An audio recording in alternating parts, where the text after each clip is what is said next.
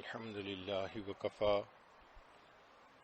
وسلام على عباده الذين اصطفى أما بعد أعوذ بالله من الشيطان الرجيم بسم الله الرحمن الرحيم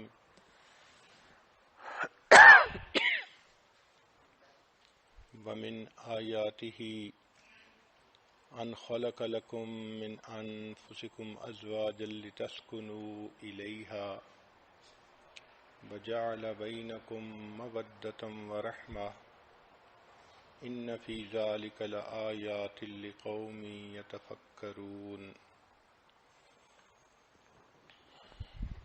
سبحان ربك رب العزة عما يصفون وسلام على المرسلين والحمد لله رب العالمين اللهم صل على سيدنا محمد وعلى آل سيدنا محمد وبارك وسلم. اللہ رب العزت کا لاکھ لاکھ احسان کہ اس کریم پروردگار نے ایک مرتبہ پھر صحت اور سلامتی کے ساتھ ایمان کی حفاظت کے ساتھ رمضان المبارک کا یہ بابرکت وقت عطا فرما دیا. ہم اللہ رب العزت کا جتنا شکر ادا کریں وہ تھوڑا ہے.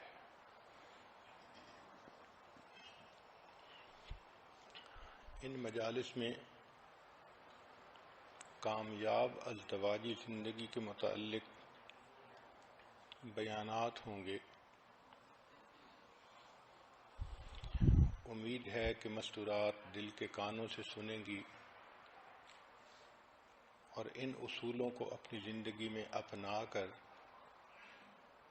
اللہ کی عبادت گزار نیک مقبول بندی بننے کی کوشش کریں گی. قرآن مجید کی جو آیت تلاوت کی گئی، ارشاد باری تعالی ہے وَمِنْ آیَاتِهِ ان خلق لکم من انفسکم ازواجا لتسکنوا الیہا، اور اللہ تعالیٰ کی یہ نشانیوں میں سے ہے کہ اس نے تم سے تمہارے ہی لیے جوڑا بنایا تاکہ تم اس سے سکون حاصل کرو. شادی کیا ہوتی ہے؟ ایک مرد اور ایک عورت کے درمیان شرعی گواہوں کی موجودگی میں اللہ کے نام پر معاہدہ ہونا، اس کو شادی کہتے ہیں. یہ جو ایگریمنٹ ہوتا ہے، نکاح ہوتا ہے، یہ اللہ کے نام پر ہوتا ہے. اللہ تعالیٰ ہی کا نام اتنا اچھا ہے کہ وہ حرام کو حلال کر دیتا ہے. آپ دیکھیں، قربانی کے جان پر اللہ کا نام نہ لیا جائے تو وہ حرام. اسی طرح مرد اور عورت کے تعلق کے درمیان اللہ کا نام آئے گا تو عورت حلال ہوگی، وگرنہ دونوں کا ملنا ایک دوسرے کے ساتھ حرام ہوگا. قربان جائیں اس پروردگار کے نام پر کہ جس کا نام اتنی برکتوں والا. فرمایا وَاتَّقُوا اللَّهَ الَّذِي تَسَاءَلُونَ بِهِ وَالْأَرْحَامَ. دیکھا، اللہ کے نام پر عورت مرد کے لیے حلال ہوتی ہے، مرد عورت کے لیے حلال ہوتا ہے. تو اس شادی خانہ آبادی میں اس اللہ کو نہ بھولیں جس پروردگار کی وجہ سے دونوں میاں بیوی بنے. نکاح سے پہلے دونوں ایک دوسرے کے لیے غیر محرم تھے. لڑکے کے لیے لڑکی کو دیکھنا حرام، لڑکی کے لیے لڑکے کو دیکھنا حرام. اتنی اجنبیت، دوری. اللہ کا نام درمیان میں آیا، اتنے قریب ہو گئے کہ اب وہ بیوی سب اپنوں سے بڑی اپنی بن گئی، شریکہ حیات بن گئی. اس لیے شادی کے مقاصد ذہن میں رکھنے ضروری ہیں کہ یہ ایک بندھن ہے جو ایک مرد اور عورت کے درمیان ہوتا ہے گواہوں کی موجودگی میں اللہ کے نام پر. کہتے ہیں کہ wedding rings are the world's smallest handcuffs, کہ یہ جو ویڈنگ کی رنگ ہوتی ہے یہ دنیا کی سب سے چھوٹی ہتھ کڑی ہوتی ہے. دونوں ایک بندھن میں بندھ جاتے ہیں. قرآن مجید میں اللہ تعالیٰ فرماتے ہیں وَأَخَذْنَ مِنْكُمْ مِيثَاقًا غَلِيظًا، اور وہ تم سے ایک پکا عہد لے چکی ہیں، کمٹمنٹ لے چکی ہیں. چنانچہ شادی کے مقاصد میں سب سے پہلا مقصد ہے گناہوں سے بچنا. خاوند بیوی کے ذریعے گناہوں سے بچے اور بیوی خاوند کے ذریعے سے گناہوں سے بچے. یہ شادی کے مقاصد میں سے سب سے پہلا مقصد ہے. اور دوسرا مقصد ہے ایمان کو مکمل کرنا، کیونکہ نبی علیہ السلام نے ارشاد فرمایا النکاح نصف الایمان، نکاح آدھا ایمان ہے. شادی سے پہلے انسان جتنا ہی نیک بن جائے ابھی آدھے ایمان پر عمل کر رہا ہے. نکاح ہونے کے بعد اب ایمان کی تکمیل ہو جاتی ہے. اس لیے اللہ تعالیٰ بندے کے اعمال کا اجر بڑھا دیتے ہیں. حدیث مبارکہ میں ہے کہ شادی سے پہلے ایک نماز پڑھیں تو ایک نماز کا ثواب، اور شادی ہونے کے بعد ایک نماز پڑھیں تو 21 نمازوں کا ثواب، اور بعض روایات میں 42 نمازوں کا ثواب. تو اعمال کا اجر بڑھ جاتا ہے. اس کی کیا وجہ ہے کہ رب کریم یہ فرماتے ہیں کہ میرے بندے پہلے تیرے اوپر صرف حقوق العباد تھے، ایک نماز کا اجر ایک ملتا تھا کہ صرف حقوق اللہ تھے. اب تیرے اوپر حقوق العباد بھی آ گئے. ان حقوق العباد کو پورا کرتے ہوئے جب تم میرے حقوق کو بھی پورا کرو گے میں پروردگار اعمال کی قیمت بڑھا دوں گا. تو شادی کے مقاصد میں سے پہلا میاں بیوی ایک دوسرے کے ذریعے سے گناہوں سے بچیں، اور دوسرا ایمان کی تکمیل ہو، اعمال کا اجر بڑھ جائے. تیسرا کہ دونوں کو عزت مل جائے. جب شادی ہو جاتی ہے تو خاوند بیوی کے لیے عزت کا سبب بنتا ہے، بیوی خاوند کے لیے عزت کا سبب بنتی ہے. پھر چوتھا مقصد محبت کا ملنا، کہ میاں بیوی دونوں ایک دوسرے کو محبتیں دیتے ہیں، محبتیں تقسیم کرتے ہیں، اور محبتوں بھری زندگی ہوتی ہے. پھر پانچواں مقصد ہے شریک حیات کا ملنا، کہ انسان زندگی کا ساتھی پا لیتا ہے. زندگی کے حالات کے اتار چڑھاؤ میں کوئی اس کا اپنا ہوتا ہے، وہ ایک دوسرے کے ساتھ شیئر کر سکتے ہیں. وہ دونوں مل کر زندگی کے غموں کا بوجھ اٹھا سکتے ہیں. پھر چھٹا مقصد ہوتا ہے اولاد کا ہونا. چنانچہ فطری خواہش ہے ہر انسان کی کہ اولاد ہو. اس لیے انبیاء کرام جیسی بزرگ ہستیاں بھی اللہ سے اولاد کے لیے دعائیں مانگتی رہیں. حضرت زکریا علیہ السلام نے دعا مانگی رب انی وہن العظم منی واشتعل الرأس شیبا، اے میرے پروردگار اتنا بوڑھا ہو گیا ہوں کہ میری ہڈیاں بوسیدہ ہو گئیں اور میرے بال سفید ہو گئے، لیکن ابھی بھی میں آپ کے درگاہ سے اس نعمت کے حاصل کرنے میں مایوس نہیں ہوا. میں ابھی بھی دعا مانگتا ہوں. تو دیکھو بڑھاپے میں بھی انسان کی یہ تمنا ہوتی ہے. اسی طرح ہر عورت کے دل کی فطری خواہش ہوتی ہے کہ اللہ مجھے اولاد کی نعمت عطا فرمائے. اور 7واں مقصد ہوتا ہے پرسکون زندگی گزارنا. اس لفظ کو سمجھنے کی کوشش کریں کہ آج کل ذہنوں میں یہ بات سما گئی کہ کوئی غم ہونا ہی نہیں چاہیے، پریشانی ہونی ہی نہیں چاہیے. ایک کافر کی سوچ اور ہوتی ہے، مومن کی سوچ اور ہوتی ہے. کافر یوں سوچے کہ کوئی پریشانی نہیں ہونی چاہیے تو وہ سوچ سکتا ہے، مگر مومن تو جانتا ہے کہ دنیا دار المحن امتحان گاہ ہے، اور اس امتحان گاہ میں حالات عدلتے بدلتے ہیں.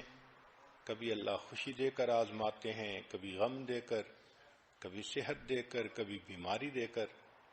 تو حالات کے اتار چڑھاؤ کو ایکسپیکٹ کرنا چاہیے. دنیا کی زندگی پھولوں کی سیج نہیں ہے، امتحان گاہ ہے. آپ کیا سمجھتی ہیں کہ جو دنیا کے بادشاہ ہوتے ہیں ان کو پریشانیاں نہیں ہوتی؟ توبہ توبہ، اتنے پریشان کہ ان کی پریشانیاں کسی شہر کے لوگوں میں تقسیم کر دیں تو شہر کے سارے لوگ پریشان ہو جائیں.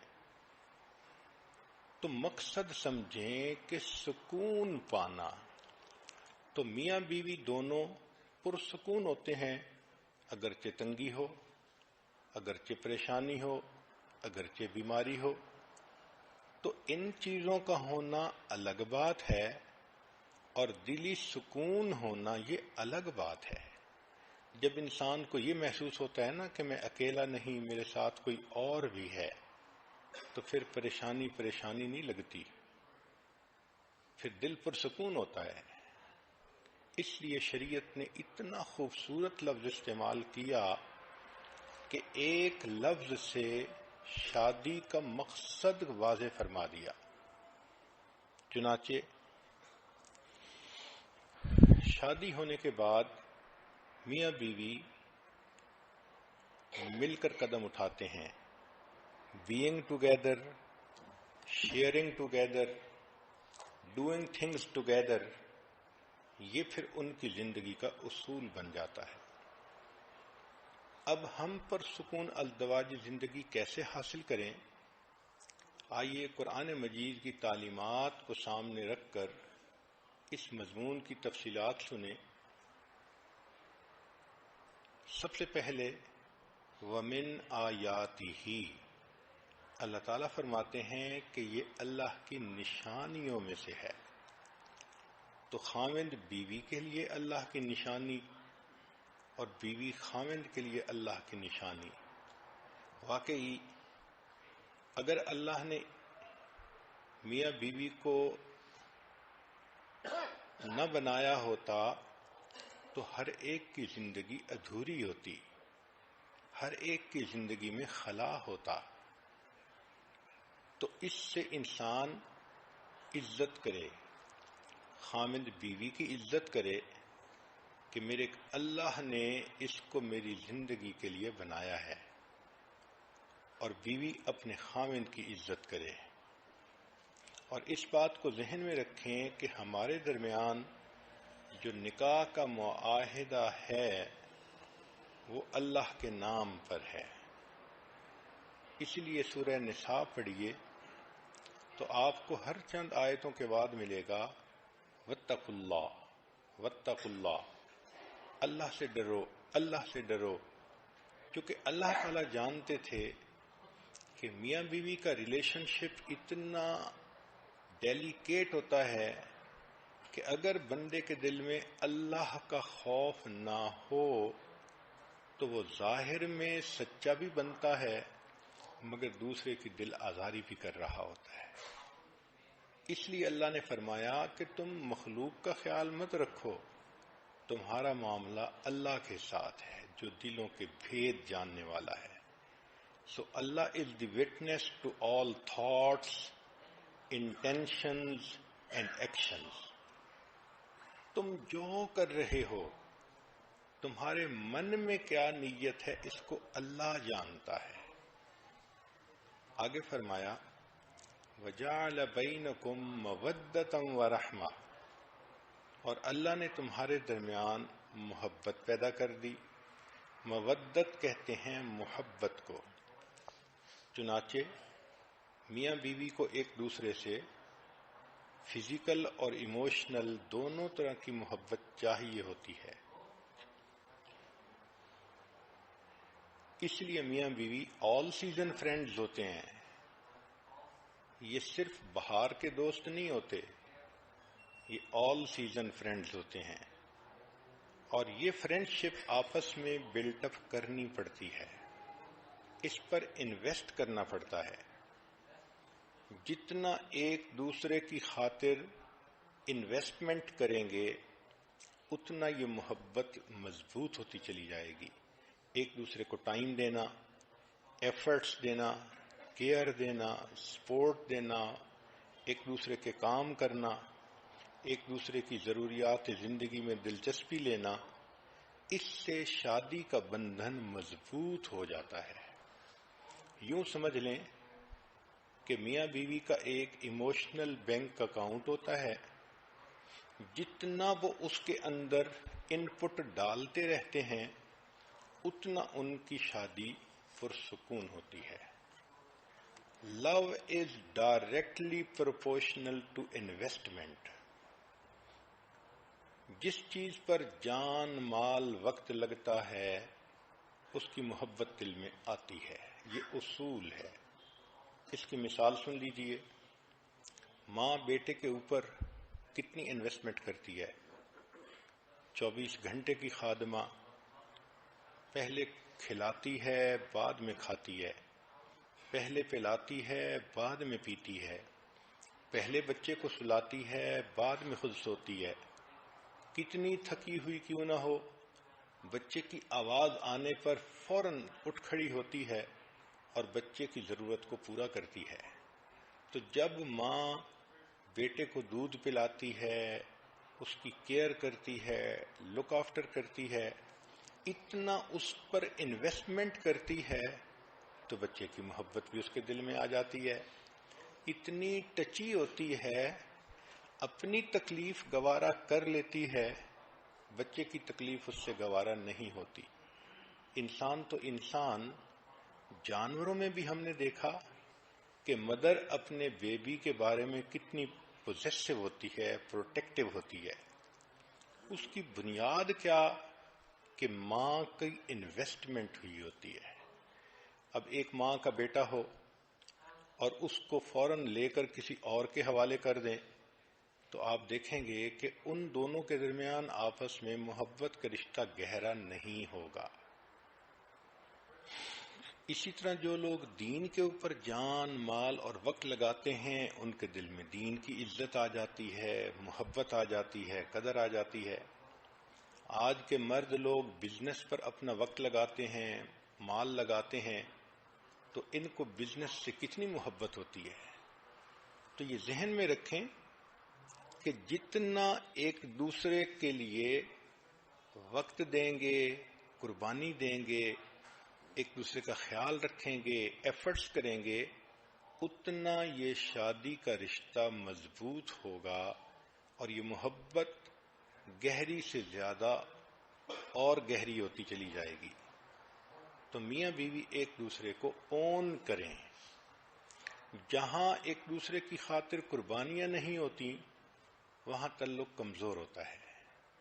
چنانچہ ایک واقعہ ہے، ایک لڑکی زینب کی شادی ہوئی اور اس کو ساس ایسی ملی کہ اللہ کی پناہ. چھوٹی چھوٹی بات پہ تنقید کرنے والی، سمجھانے والی، بتانے والی. میاں بیوی آپس میں بہت خوش تھے، مگر ساس ہر وقت کوئی نہ کوئی مشورہ دیتی تھی، کوئی پوائنٹ نکال لیتی تھی جس سے اس بچی کا دل دکھتا تھا، اس کا دل تنگ ہوتا تھا. چنانچہ 1 سال اس نے جب گزارا تو اس نتیجے پر یہ پہنچی کہ اس ساس کی موجودگی میں میری زندگی کبھی خوش نہیں گزر سکتی. تو اس کے دل میں ایک نفرت آ گئی، دشمنی آ گئی، عناد آ گیا. یہ ایک آنکھ اپنی سانس کو نہیں دیکھنا چاہتی تھی. اس کا دل چاہتا تھا زمین پھٹے اور یہ بوڑھی عورت اندر اتر جائے، میری جان چھوٹ جائے اس سے. ایک دن یہ بیمار تھی تو حکیم کے پاس گئی دوائی لینے کے لیے. تو وہاں اس کے دل میں شیطان نے یہ بات ڈالی کہ کیوں نہ حکیم صاحب سے میں کوئی ایسی دوائی لے لوں کہ جس کی وجہ سے میری ساس مر ہی جائے، میری جان چھوٹ جائے. چنانچہ اس نے رو دھو کر حکیم کو بتایا، میں بہت دکھی ہوں، میں بہت پریشان ہوں، آپ میری ہیلپ کریں، مجھے کوئی دوائی ایسی دیں جو میں ساس کو کھلاؤں اور میری جان چھوٹ جائے.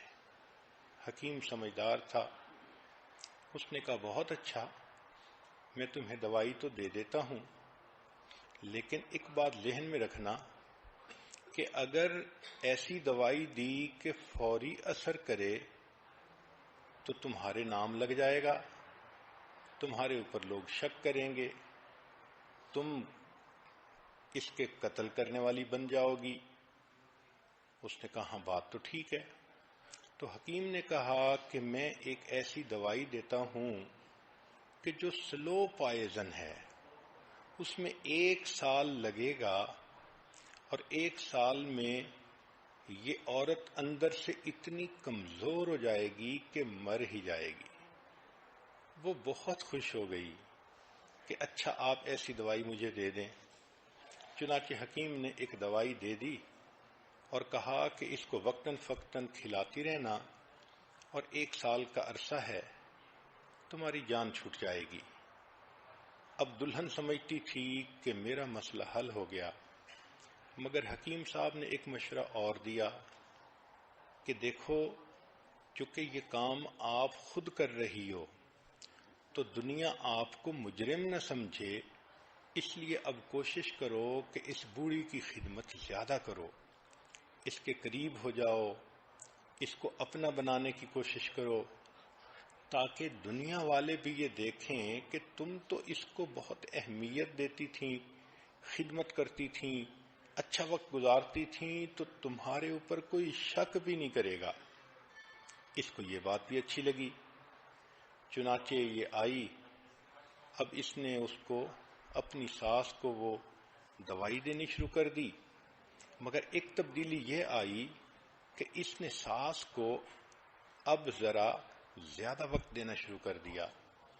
ان کی خیال رکھتی، ان کی بات مانتی، ان کا دل خوش کرنے کی کوشش کرتی کہ تاکہ ساس بھی کہے کہ اس نے مجھے بہت محبت دی اور خامد بھی یہی سمجھے کہ میری بیوی نے تو اس کی خدمت کرنے میں کوئی کمی نہیں چھوڑی. وہ اچھا بننا چاہتی تھی تاکہ قتل کا الزام اس کے سر پر نہ آئے. 1 سال اس نے خوب محنت کی اور اپنی ساس کی خدمت کر کے اپنے خامند کو بھی خوش کیا، ساس کو بھی خوش کیا. لیکن جب 1 سال گزرنے کے قریب آیا تو جب وہ تنہائی میں بیٹھ کر سوچتی کہ اب میری ساس مر جائے گی تو اب اس کے دل کو خوشی کی بجائے غم ہوتا، کیونکہ اب قریب ہونے کی وجہ سے اس کو محبت ڈیولپ ہو چکی تھی. چنانچہ 1 سال کے بعد وہ روتی ہوئی پھر حکیم کے پاس آئی اور کہنے لگی کہ پلیز آپ مجھے اس زہر کا کوئی اینٹی ڈوٹ دے دیں، میں نہیں چاہتی کہ میری ساس مرے، وہ اتنی میرے ساتھ اچھی ہو گئی ہے، میں اس کے ساتھ اتنی کمفرٹیبل فیل کرتی ہوں کہ میں نہیں چاہتی کہ وہ فوت ہو.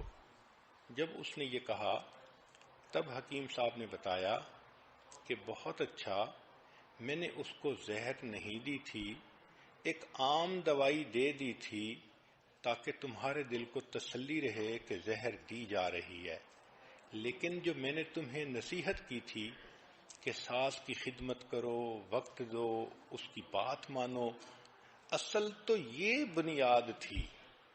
پہلے تم نے انویسٹمنٹ کوئی نہیں کی ہوئی تھی، تمہیں اس کی بات بری لگتی تھی، وہ تمہیں سمجھاتی تھی تمہارے فائدے کی نیت سے، اور تمہیں زہر چڑھتا تھا۔ اب جب تم نے اپنے آپ کو سمجھا کر اس کی خدمت کرنی شروع کر دی تو اب تمہارے درمیان محبت پیدا ہو گئی۔ پریشان نہ ہونا، تمہاری ساس ابھی نہیں مرے گی، اپنی طبعی زندگی گزارے گی۔ اب اس لڑکی کے آنکھوں سے پھر آنسو آ گئے، یہ غم کے آنسو نہیں تھے، یہ خوشی کے آنسو تھے۔ تو سوچئے کہ عورت اگر تھوڑا سا اپنے دل کو صبر دے اور پھر خدمت کرے، محبتیں تقسیم کرے، تو حالات خود بخود ٹھیک ہو جاتے ہیں۔ جو مخالف ہوتے ہیں وہ بھی موافق ہو جاتے ہیں۔ ساس پہلے بھی اچھا چاہتی تھی، سمجھاتی تھی، لیکن یہ سینسٹیو بہت ہو گئی تھی، بات نہیں سننا چاہتی تھی۔ اب جب اس نے اس کی بات سنی شروع کر دی تو ساس بھی بیٹیوں کی طرح اس سے محبت کرنے لگ گئی۔ چنانچہ اس لڑکی اور اس کی ساس کے درمیان محبت مثالی محبت بن گئی۔ اللہ اکبر کبیرہ۔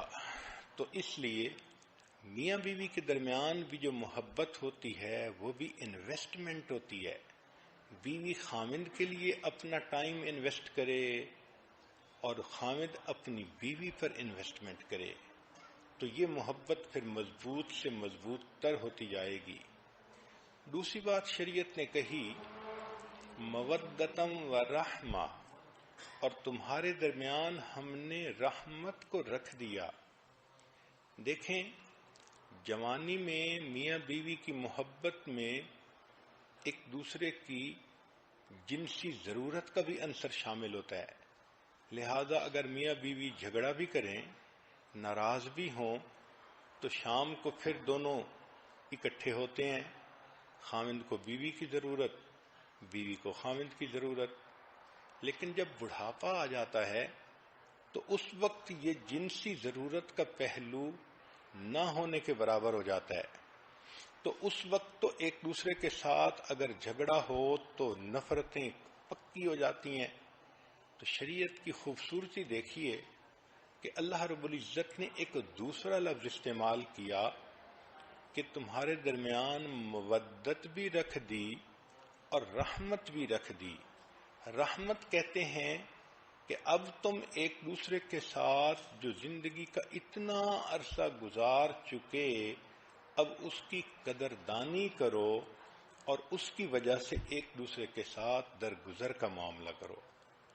تو رحمہ is to give without asking to return, اس کو رحمت کہتے ہیں۔ یعنی جو آپ اپنی جوانی میں ایک دوسرے کے لیے انویسٹمنٹ کر چکے ہیں اس کو آنر کریں، اس کا احساس کریں۔ خامند یہ سوچے جب یہ میرے پاس آئی تھی، چھوٹی عمر تھی، خوبصورت تھی، اب اتنے بچوں کی ماں بن گئی، اب اس کی وہ صحت نہ رہی، وہ خوبصورتی نہ رہی، اس نے تو اپنی لائف ہی انویسٹ کر دی، تو اس کی قدر ہونی چاہیے۔ بیوی بھی سوچے کہ میرے خاوند نے مجھے سایہ دیا، مجھے گھر دیا، مجھے عزت دی، یہ میرے اتنے بچوں کا باپ ہے، اب اگر یہ بڑھاپے میں ذرا سینسٹیو طبیعت کا مالک بن بھی گیا ہے تو کوئی بات نہیں، مجھے برداشت کرنا چاہیے۔ تو رحمت کا لفظ، سبحان اللہ، ایک دوسرے کی قدردانی کرنا اور گزرے ہوئے وقت کا لحاظ کرنا۔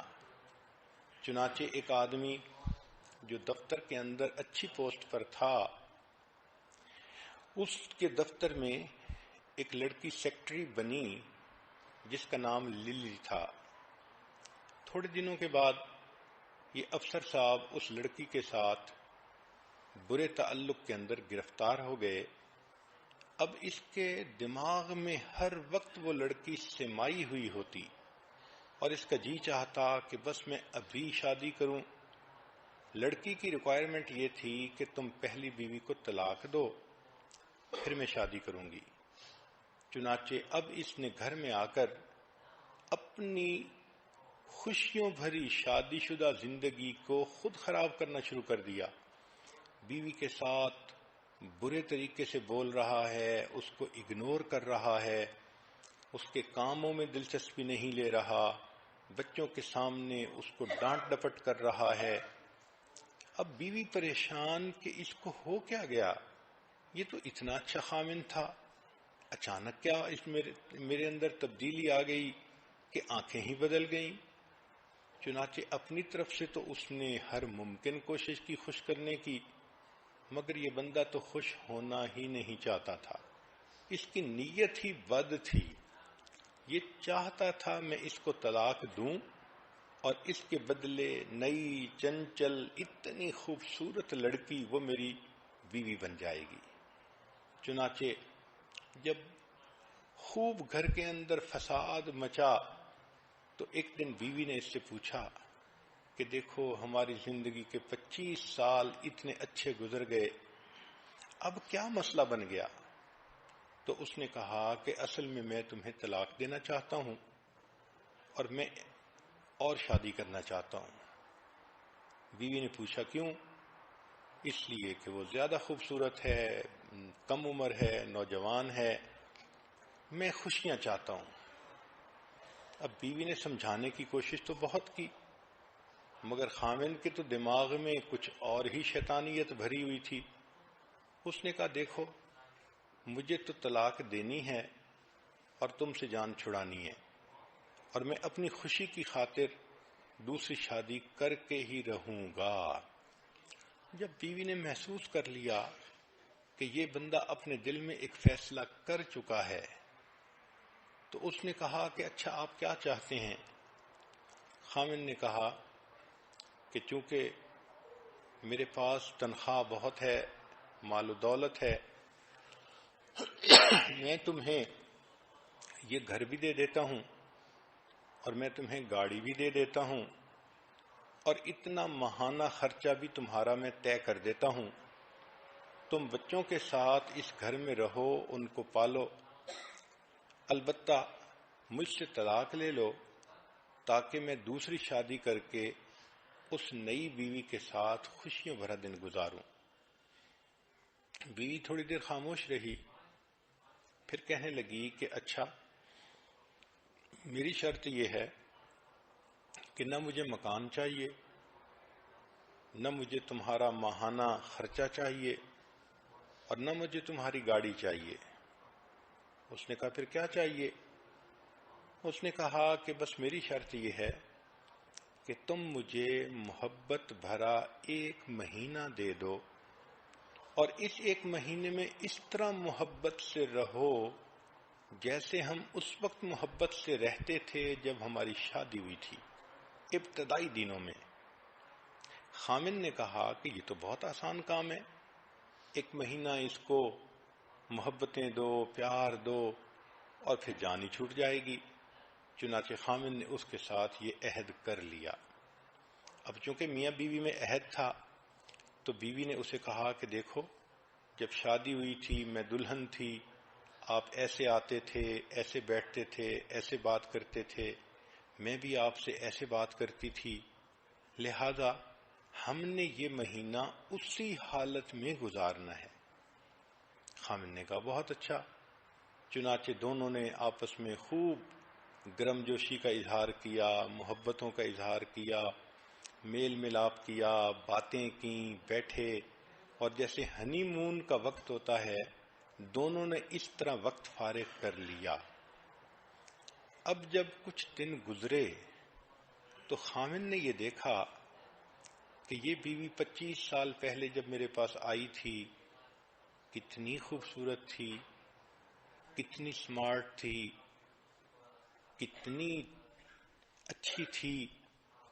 اب 25 سال کے بعد یہ 5 بچوں کی ماں بن گئی، اب صحت بھی اس کی کمزور ہو گئی، کچھ بینائی بھی کمزور ہو گئی، بلڈ پریشر کی مریضہ بھی بن گئی، اب معدے کے السر کا بھی مسئلہ ہے۔ اب یہ بیچاری جب اکیلی رہے گی تو خاوند کے بغیر اس کی زندگی کیسی ہوگی؟ کیونکہ دونوں قریب وقت گزار رہے تھے تو خاوند نے ایسا سوچنا شروع کر دیا، تو پہلے تو وہ اپنے خیالات کو جھٹک دیتا اور یہی سوچتا کہ نہیں میں نے دوسری لڑکی سے شادی کرنی ہے، لیکن قریب رہنے سے محبتیں بڑھتی ہیں، اپنائیت ہوتی ہے، احساس ہوتا ہے انسان کو، جتنا بھی کوئی پتھر دل ہو اس کو بھی محسوس ہوتا ہے۔ چنانچہ 1 مہینہ جب قریب رہے تو آخری دن بیوی یہ ایکسپیکٹ کر رہی تھی کہ آج مجھے طلاق کا کاغذ مل جائے گا، لیکن آخری دن فلورسٹ کی طرف سے پھولوں کا ایک گلدستہ آیا اور اس گلدستے پر خاوند کی طرف سے یہ پیغام لکھا ہوا تھا کہ جس طرح میں نے محبت بھرا یہ مہینہ تمہارے ساتھ گزارا، میں زندگی کے باقی دن بھی اسی طرح محبت سے گزاروں گا، میں دوسری شادی نہیں کروں گا۔ تو یہ آپس میں ایک دوسرے کے ساتھ انویسٹمنٹ ہوتی ہے، محبت ایک دوسرے کی خاطر قربانی کرنے کا دوسرا نام ہے۔ اس لیے شریعت نے مودت کا لفظ بھی استعمال کیا اور رحمت کا لفظ بھی استعمال کیا کہ جب بچے جوان ہو جائیں تو اب میاں بیوی کو ایک دوسرے کے ساتھ نفرتوں کی زندگی نہیں گزارنی، بلکہ ایک دوسرے کے ساتھ احساس کرنا ہے، محبتوں بھری زندگی گزارنی ہے۔ اب بغیر ریٹرن کے دوسرے کو کچھ دینا ہے۔ اس لیے کہتے ہیں کہ you can give without loving but you can not love without giving. جب محبت ہوتی ہے تو انسان بڑھاپے میں ریٹرن کے بغیر بھی دوسرے کو محبتیں دیتا جاتا ہے۔ یہ جو گیونگ کی انجوائمنٹ ہے یہ کچھ اور ہوتی ہے۔ اس لیے بڑھاپے میں ایک دوسرے کی کوتاہیوں سے، کمزوریوں سے درگزر کرنا اور برداشت کر لینا، اس لیے شریعت نے رحمت کا لفظ استعمال کیا۔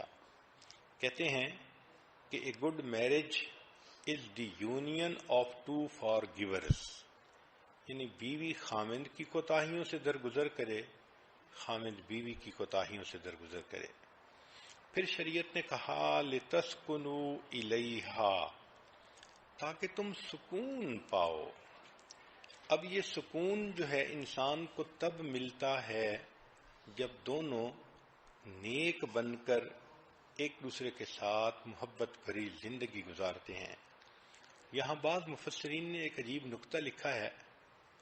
وہ کہتے ہیں کہ عربی زبان میں ہر حرف کے اوپر ایک حرکت ہوتی ہے، ضمہ، فتحہ، کسرہ۔ ہم اردو میں کہہ دیتے ہیں زبر، زیر اور پیش، اور جس پر کوئی حرکت نہ ہو اس کو کہتے ہیں کہ اس کے اوپر سکون ہے۔ تو اس کا مطلب یہ کہ سکون زندگی میں ہو۔ گویا میاں بیوی یہ عہد کریں کہ ہم ایک دوسرے کے ساتھ ایک بندھن میں بندھ گئے، اب ہم کسی غیر کے ساتھ کوئی حرکت نہیں کریں گے جو ہماری زندگی کو خراب کرے۔ ہم ایک دوسرے کے لیے مخصوص ہو گئے ہیں، بکنگ ہو گئی ہے ہماری ایک دوسرے کے لیے۔ اگر اس سکون کو اردو کا لفظ سمجھ لیں تو اردو میں کہتے ہیں خوشی ہونا، دل میں پریشانی کا نہ ہونا، اس کو سکون کہتے ہیں۔ یعنی خامد اتنا اچھا بنے کہ بے غم بے غم بن جائے، اور بیوی اتنی اچھی بنے کہ مرد اس کا ہمدرد بن جائے، دونوں کی زندگی بندگی بن جائے، اس کو سکون کہتے ہیں۔ اس لیے شریعت نے کہا کہ گھر میں سکون ملتا ہے، بیوی سے سکون ملتا ہے، رات میں سکون ملتا ہے. وَجَعَلَ اللَّيْلَ سَكَنًا، بیوی کے بارے میں فرمایا لِتَسْكُنُوا إِلَيْهَا، گھر کے بارے میں فرمایا وَسَكَنْتُمْ فِي مَسَاكِنِكُمْ. تو انسان اگر پرسکون زندگی گزارنا چاہتا ہے اپنے گھر میں اپنی بیوی کے ساتھ دن رات کا وقت گزارے، تب اس کو پرسکون زندگی گزر سکتی ہے. جو شادی شدہ لوگ سڑکوں پر چوراہوں میں سکون ڈھونڈتے پھرتے ہیں وہ بیچارے قابل رحم ہوتے ہیں. ان کو شیطان نے بہکایا ہوتا ہے، وہ دھوکہ کھائے ہوئے لوگ ہوتے ہیں. بھلا سڑکوں پہ سکون کہاں ملتا ہے؟ ہوس ملتی ہے، حسرت ملتی ہے، پریشانی ملتی ہے، اللہ کے ہاں ناکامی ملتی ہے. سکون تو ملتا ہے اس طریقے سے زندگی گزارنے پر جو طریقہ ہمیں شریعت نے بتایا ہے. چنانچہ قرآن مجید کی تعلیمات پر غور کریں تو شریعت نے کہا ہن لباس لکم وانتم لباس لہن. خاوند بیوی کا لباس ہے اور بیوی خاوند کے لیے لباس ہے. اب دیکھو یہ خوبصورتی ہے شریعت کی کہ ایک لفظ میں میاں بیوی کے تعلق کو ڈیفائن کر دیا گیا. دنیا کے بڑے بڑے ادیبوں سے پوچھا گیا کہ میاں بیوی کے تعلق کو تم ذرا قلم کے ذریعے سے واضح کرو، تو کسی نے کہا میاں بیوی زندگی کے دو ساتھی ہیں، کسی نے کہا گاڑی کے دو پہیے ہیں، کسی نے کچھ کہا، کسی نے کچھ کہا، مگر جو ان کے درمیان صحیح تعلق تھا اس کو وہ فکروں میں بھی واضح نہ کر سکے. قرآن مجید کی خوبصورتی دیکھیے، ایک فکرہ نہیں، ایک لفظ کے اندر حقیقت کھول دی. خاوند کو بیوی کا لباس کہا، بیوی کو خاوند کا لباس کہا. نکتہ کیا ہے کہ لباس سے انسان کے عیب چھپتے ہیں. بیوی کے عیب خاوند کی وجہ سے چھپتے ہیں، خاوند کے عیب بیوی کی وجہ سے چھپتے ہیں. پھر سردی گرمی میں انسان کپڑوں سے اپنا بچاؤ کرتا ہے. اسی طرح زندگی کی سردی گرمی میں بیوی خاوند کے ذریعے سے پروٹیکشن لیتی ہے، خاوند کو بیوی کے ذریعے سے پروٹیکشن ہوتی ہے. پھر انسان کپڑے پہنتا ہے تو خوبصورت نظر آتا ہے. عورت کی تو بات ہی اور ہے کہ اللہ نے اس میں بہت حیا رکھی ہوتی ہے. مرد ہی کو سوچ لیں کہ اگر اس کو کوئی کہہ دے کہ ہم تمہیں بے لباس کر دیں گے تو مرد کا جی چاہتا ہے کہ زمین پھٹ جاتی، میں اندر اتر جاتا اس سے پہلے کہ میرا لباس کوئی میرے جسم سے اتارے. تو لباس کے بغیر انسان دوسرے کے سامنے آنا گوارا نہیں کرتا. لباس سے اس کو زینت ملتی ہے. تو میاں بیوی بھی ایک دوسرے کا لباس ہیں، ایک دوسرے کی زینت ہیں. اور پھر ایک اور اچھا اور خوبصورت معنی مفسرین نے یہ بھی بیان کیا کہ انسان کے جسم کے سب سے زیادہ قریب اس کا لباس ہوتا ہے. آپ غور کریں تو لباس سے زیادہ تو انسان کے قریب اور کچھ نہیں ہوتا. لباس جسم کے ساتھ چپکا ہوا ہوتا ہے، اس طرح جسم ساتھ ہوتا ہے. تو شریعت نے کہا کہ دیکھو جس طرح لباس تمہارے جسم کے قریب ہے، اس طرح شادی ہونے کے بعد میاں بیوی کے اتنا قریب اور بیوی خاوند کے اتنا قریب، دونوں لباس کی طرح ایک دوسرے کے ساتھ اکٹھے ہیں، دونوں ایک ہیں.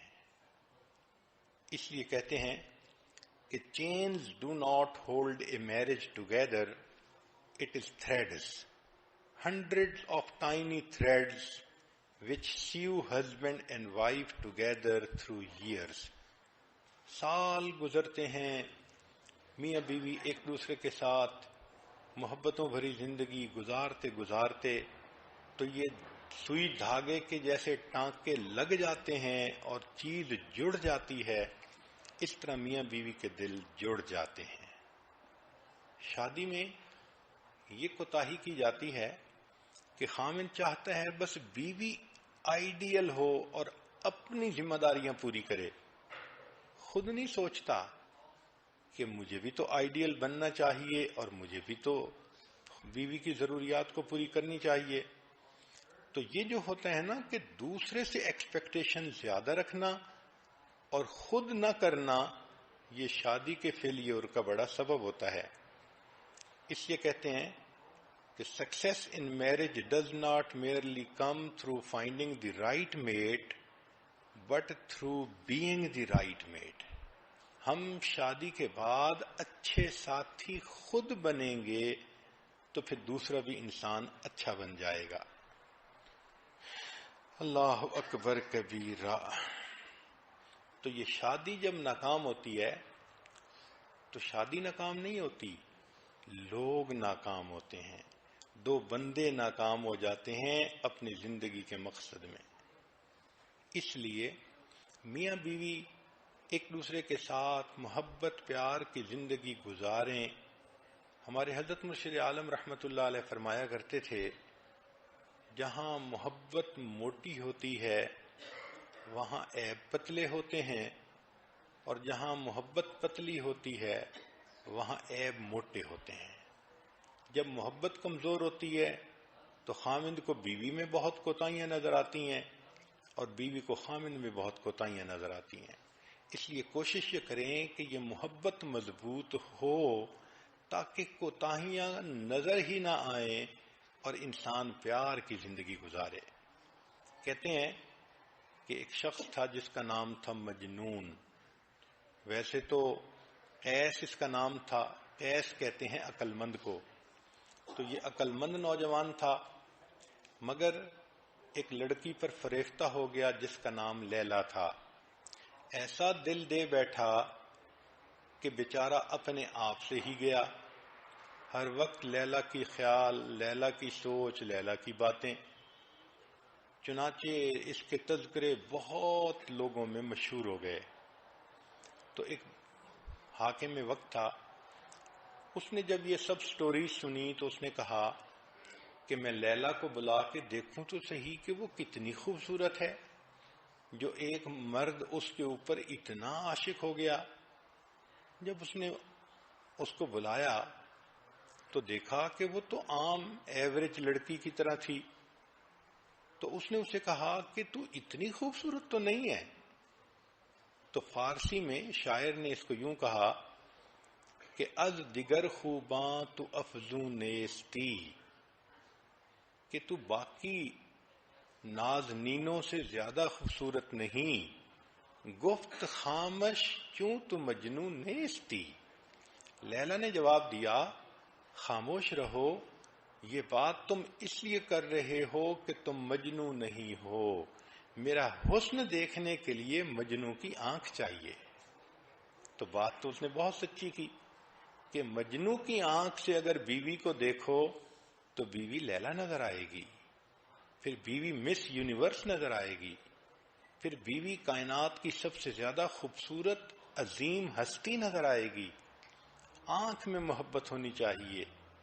اس لیے شریعت کہتی ہے کہ محبت ایک دوسرے کے ساتھ ہو تو پھر عیب پتلے ہو جاتے ہیں. ایک مرتبہ مجنوں کو اس کے باپ نے کہا، بیٹا تیری وجہ سے میری بہت بدنامی ہوئی، چل میں تجھے حرم لے جاتا ہوں، تو وہاں چل کے توبہ کر تاکہ یہ سب بدنامیاں ختم ہو جائیں.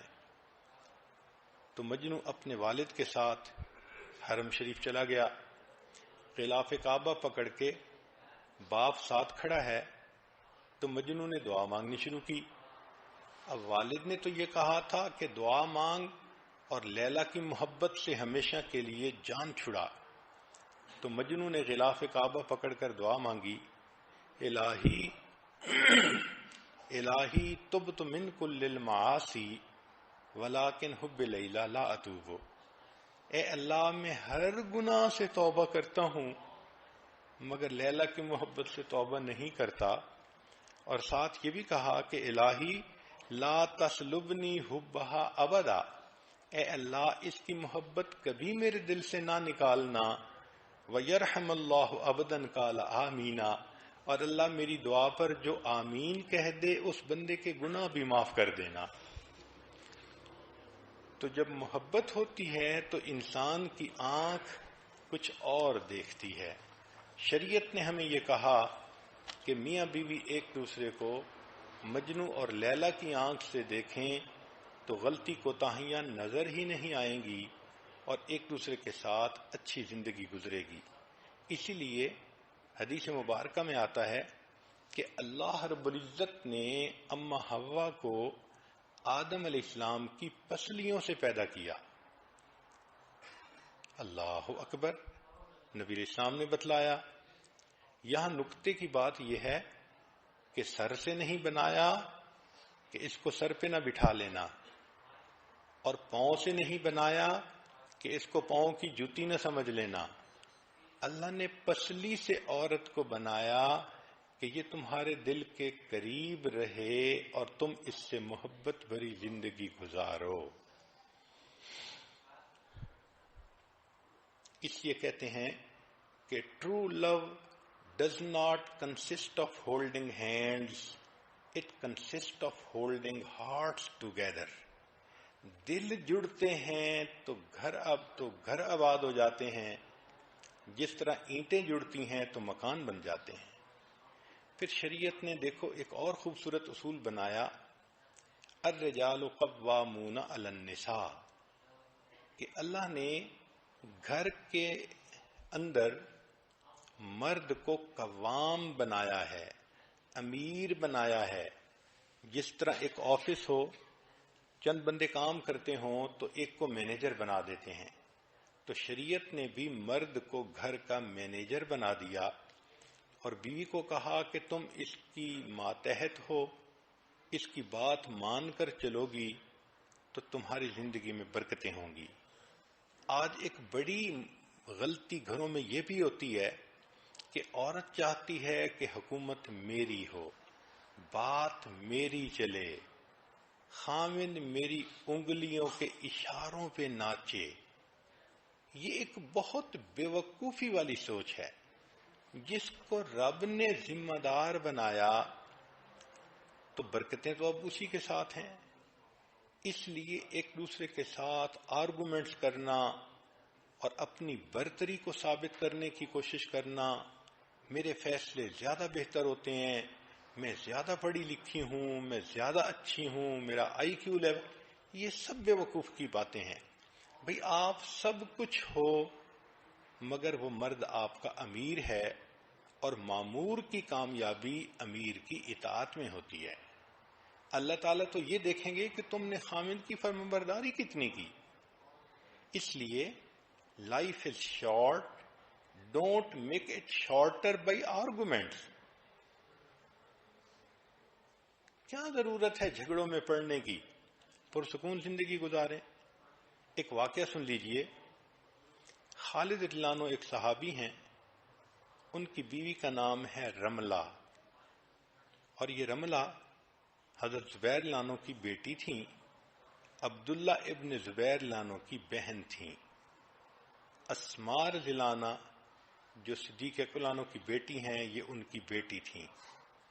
چنانچہ رملہ اور خامد آپس میں اچھی زندگی گزار رہے تھے، مگر ان کے خامد خالد رضی اللہ عنہ کو عبداللہ ابن زبیر رضی اللہ عنہ سے کوئی رنجش تھی۔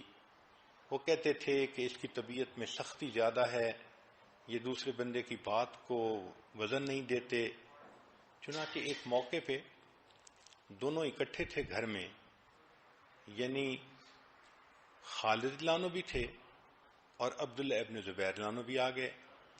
تو دونوں میں کچھ بات ہوئی تو خالد رضی اللہ عنہ نے کچھ غصے سے اپنے جذبات کا اظہار کر دیا۔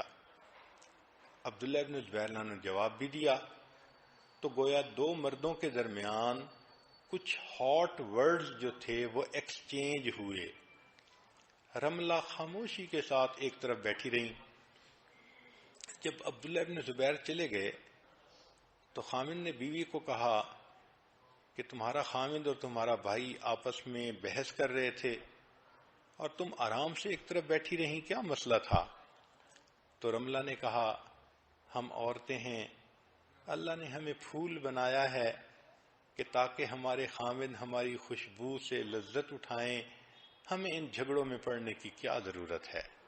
اتنا خوبصورت جواب تھا کہ خالد لانو اٹھے اور انہوں نے بیوی کے ماتھے پہ بوسہ دیا اور ان کا غصہ ہی ختم ہو گیا۔ تو عورتوں کو تو ان جھگڑوں میں اور ان چیزوں میں پڑنے کی ضرورت ہی نہیں ہے۔ خامد کا دل جیتیں، محبتوں بھری زندگی گزاریں اور اللہ کی مقبول بندی بن کر وقت گزاریں۔ قرآن مجید پر نظر دوڑائیے تو قرآن مجید نے ایک اور خوبصورت اصول بتایا، فرمایا وَعَاشِرُوهُنَّ بِالْمَعْرُوفِ کہ خامدو تم اپنی بیویوں کے ساتھ اچھے سلوک کی زندگی گزارو۔ مفسرین نے لکھا ہے کہ اللہ رب العزت نے بیویوں کی سفارش کی ہے خامدوں کو، اور نبی علیہ السلام نے بھی سفارش فرمائی۔ اس لیے حدیث پاک میں آتا ہے کہ جب نبی علیہ السلام دنیا سے تشریف لے جانے لگے تو آخری بات آپ نے فرمائی وَمَا مَلَكَتْ أَيْمَانُكُمْ، اپنے ماتحتوں کا خیال رکھنا، اور ماتحتوں میں بیوی کا سب سے پہلا نمبر ہوتا ہے۔ تو گویا بیوی کے لیے دو بڑی بڑی سفارشیں ہیں، ایک اللہ کی سفارش ہے اور ایک رسول اللہ صلی اللہ علیہ وسلم کی سفارش ہے۔ اب جس کے دل میں اللہ کی قدر ہے، نبی علیہ السلام کی قدر ہے، وہ تو اس سفارش کا خیال رکھے گا اور اس کی وجہ سے اپنی بیوی کو بہت محبتیں دے گا، بہت پیار سے رکھے گا۔ ہر وقت کی ڈانٹ ڈپٹ، ہر وقت کی سختی، ہر وقت کی بے رخی کی باتیں وہ کبھی بھی ایسا نہیں کرے گا، بلکہ محبت پیار سے رکھے گا کہ میرے مالک نے بھی سفارش کی اور میرے آقا نے بھی سفارش کی، اور جو آج اس سفارش کا لحاظ نہیں کرے گا کل قیامت کے دن اللہ کی رحمت کا وہ حصہ نہیں پا سکے گا۔ کہ میرے بندے تم نے میری سفارش کا دنیا میں لحاظ نہ کیا، اب میں تمہارے ساتھ نرمی کا معاملہ کیوں کروں۔ حضرت تھانوی رحمۃ اللہ نے واقعہ لکھا ہے، ایک بندے کی بیوی سے بڑی غلطی ہو گئی، چاہتا تو طلاق دے دیتا، گھر بھیج دیتا، مگر اس نے دیکھا کہ بیوی بہت زیادہ ریپینٹ کر رہی ہے تو اس نے اس کو اللہ کے لیے معاف کر دیا۔ کچھ عرصے بعد یہ خامد کی وفات ہوئی، خواب میں کسی نے دیکھا تو پوچھا کیا ہوا، تو اس نے کہا کہ اللہ کے حضور پیشی ہوئی، اللہ رب العزت نے فرمایا تم نے اپنی بیوی کو میری بندی سمجھ کے معاف کیا تھا، آج میں تمہیں اپنا بندہ سمجھ کے معاف کر دیتا۔ تو ہم ایک دوسرے کی غلطیوں سے درگزر کریں گے، اس کے بدلے اللہ ہماری غلطیوں سے درگزر فرمائیں گے۔ تو کامیاب ازدواجی زندگی کے لیے دو نکتے کی باتیں ذرا ذہن میں رکھ لینا۔ ایک تو یہ کہ شادی کے بعد میاں بیوی کو اپنی ایک لینگویج ڈیولپ کر لینی چاہیے، اس کو کہتے ہیں لینگویج آف میرج۔ ایک دوسرے کو محبت کی نظروں سے دیکھنا، مسکرا کے دیکھنا، پیار بھرے لفظ ایک دوسرے کو ایکسچینج کرنا، اشارے کرنا، یہ سب کے سب مل ملا کر ایک لینگویج بنتی ہے جس کو لینگویج آف میرج کہتے ہیں۔ جس میاں بیوی کے درمیان یہ لینگویج ڈیولپ نہیں ہوئی، ان کی زندگی کبھی پرسکون نہیں گزر سکتی۔ تو ایک تو میاں بیوی میرج کی لینگویج کو ڈیولپ کریں، اشارے کنائے ہوں۔ میاں بیوی کے اشارے کنائے تو ایسے ہوتے ہیں کہ شاعر نے لکھ دیا میان عاشق و معشوق رمزیست کرامن کاتبین را ہم خبر نیست، کہ میاں بیوی کے درمیان ایسے اشارے ہوتے ہیں کہ فرشتوں کو بھی پتہ نہیں چلتا، وہ میسج پاس آن کر جاتے ہیں۔ تو ایک تو اس لینگویج کا ڈیولپ ہونا ضروری ہے، اور دوسرا جیسے آپ مختلف مضمون سکول میں پڑھتی ہیں، سائنس کا مضمون، کیمسٹری کا مضمون، فزکس کا مضمون، تو آج آپ کو ایک مضمون پڑھائیں جس کو کہتے ہیں arithmetic of marriage. Arithmetic of marriage یعنی شادی کا یہ الجبرا ہے. اس الجبرے کا قانون کیا ہے کہ 1+1 از ایوری تھنگ. یعنی میاں اور بیوی دونوں اکٹھے ہیں تو سب کچھ ہے، اور 2-1 از نتھنگ. کہ اگر دو ہیں مگر الگ ایک کو کر دیں تو پیچھے کچھ بھی نہیں بچتا. تو یہ ارتھمیٹک کی ایکویشن یاد کر لیں کہ 1+1 از ایوری تھنگ اور 2-1 از نتھنگ. اب لب لباب آج کی گفتگو کا کہ اگر میاں بیوی چاہتے ہیں کہ ایک دوسرے کے ساتھ پرسکون ازدواجی زندگی گزاریں تو اس کا طریقہ یہ ہے کہ دونوں اللہ کے فرما بردار بندے بن کر زندگی گزاریں. یہ اصول یاد رکھنا، جو خدا کا فرما بردار نہیں وہ بندوں کا فرما بردار کبھی نہیں بن سکتا. جو خدا کا وفادار نہیں وہ بندوں کا وفادار کبھی نہیں بن سکتا. اسی لیے جو نیک نہیں ہوتے خامن بیویوں کے سامنے جھوٹ بولتے ہیں، سبز باغ دکھاتے ہیں، الٹے سیدھے بہانے بناتے ہیں، اندھیرے میں اس کو رکھتے ہیں اور قسمیں کھا کر کہیں نہ کہیں اپنی انوالومنٹ کی زندگی گزار رہے ہوتے ہیں. اور جو بیویاں نیک نہیں ہوتی وہ خامند کے ناک کے نیچے دیا جلا رہی ہوتی ہیں، خامند کے پاس رہتے ہوئے اس سے منافقت کر رہی ہوتی ہیں. تو اصل چیز یہ ہے کہ ہم اللہ کے بندے بنیں گے تو ایک دوسرے کے ساتھ بھی ہم پرخلوص زندگی گزار سکیں گے. لہذا ازدواجی زندگی کامیاب گزارنے کے لیے دونوں نیک بن جائیں تو محبتیں گہری ہو جاتی ہیں. شریعت نے بھی کہا الطیبات للطیبین والطیبون للطیبات. عورت اس چیز کو سمجھنے کی کوشش کرے کہ نیکی کے اندر مقناطیسیت ہوتی ہے. جس طرح مقناطیس مضبوط ہو تو لوہے کے ٹکڑے کو کھینچ کے چپکا لیتا ہے. عورت کے اندر اگر نیکی ہوگی تو خامد کو کھینچ کے وہ چپکا لے گی، مقناطیس بن جائے گی.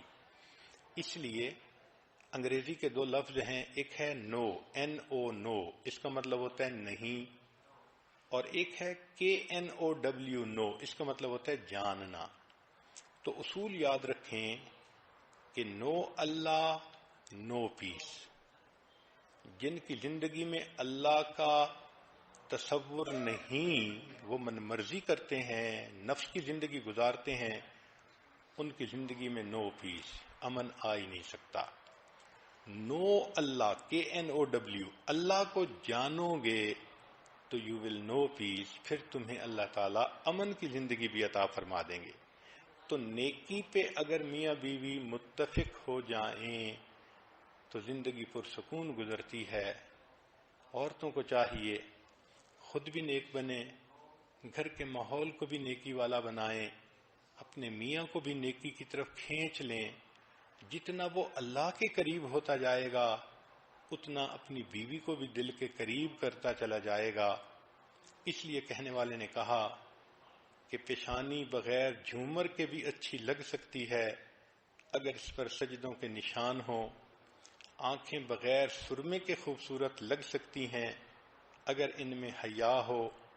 پلکیں بغیر مسکارے کے اچھے لگ سکتی ہیں اگر شرم سے جھکی ہوئی ہوں. اور قد بغیر ہیل والی جوتی کے بھی اونچا ہو سکتا ہے اگر انسان کی شخصیت میں بلندی ہو. اپنی شخصیت میں بلندی پیدا کریں، اپنے اخلاق کردار کے اندر عظمت پیدا کریں. یہ اصل حسن ہے جو پوری زندگی انسان کے پاس رہتا ہے. میں بات کو ختم کرتا ہوں ایک شاعر کے اشعار پر. کیا اچھے شعر اس نے کہے. اگر تم حسن چاہو تو میرے چہرے پہ مت جاؤ، اگر تم حسن چاہو تو میرے چہرے پہ مت جاؤ کہ چہرے بجھ بھی جاتے ہیں، میری قامت کو مت دیکھو کہ قامت ٹوٹ جاتی ہے، طلب ہے حسن کی تو پھر میری گہرائی میں جھانکو۔ میرے اندر جو انسان ہے وہ سب سے خوبصورت ہے، کہ جو اندر کا انسان ہے جب یہ خوبصورت بن جاتا ہے تو پھر انسان آپس میں بھی ایک دوسرے کے ساتھ محبتوں بھری زندگی گزارتا ہے اور اللہ کا بھی مقبول اور پسندیدہ بندہ بن جاتا ہے۔ وآخر دعوانا ان الحمد للہ رب العالمین۔ تھوڑی دیر کے لیے مراقبہ کر لیجئے، آنکھوں کو بند کر لیجئے، سر کو جھکا لیجئے، دنیا اور جو کچھ دنیا میں ہے اس سے ہٹ ہٹ کے اللہ رب العزت کی یاد میں ڈوب جائیے۔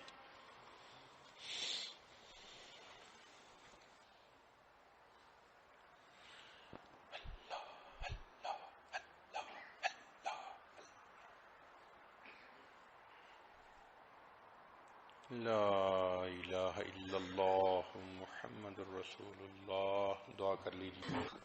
بسم اللہ الرحمن الرحیم۔ سبحان الملک الاعلی الوہاب، اللہم صلی علی سیدنا محمد وعلی آل سیدنا محمد وبارک وسلم۔